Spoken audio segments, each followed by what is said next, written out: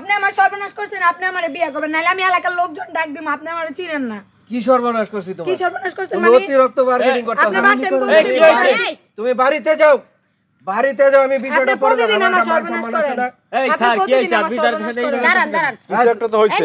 তুমি বাড়িতে যাও বলছি। আমার কথা বাড়িতে শুনেন। যাবো এই কেন? দাঁড়াও। বাড়িতে যাও তুমি। আপনি আমার সর্বনাশ করছেন, আপনি আমারে এই বিয়ে আমার করবেন। কথা শুনেন।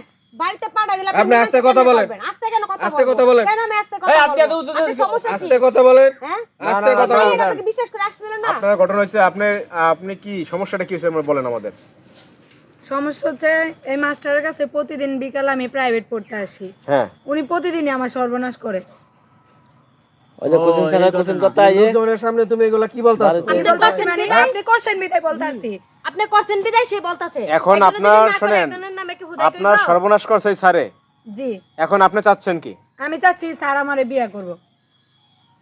আমি তোমারে এখন বিয়ে করব না। মানে আমি আপনি চাচ্ছেন যে সর্বনাশ করছে, আপনার বিয়ে করলে সমস্যা সমাধান হয়ে যাবে, তাই তো? হ্যাঁ, সমাধান হইছে। এখন আপনি কি করবেন? আপনি যে বলতেছে আপনার নামে যে আপনি সর্বনাশ করছেন, তার ক্ষতি করছেন, এটা এখন এই বিষয়ে আপনি কি বলবেন? এখন কি করবেন আপনি? এটা আমি পরে দেখতাছি, তোমারে বলছি তুমি বাড়ি যাও।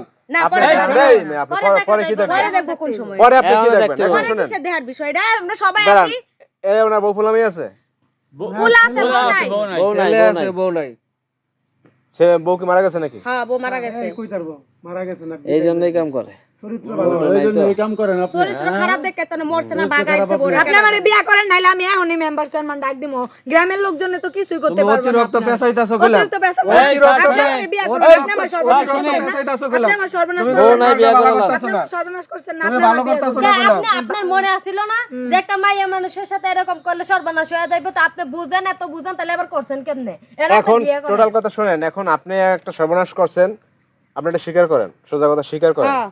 সমাজে দরিদ্র বলে আপনার কিন্তু মান সম্মান যাবে, তাই না? আপনি স্বীকার করেন। এখন বিয়ে করবেন কিনা সেটা বলেন।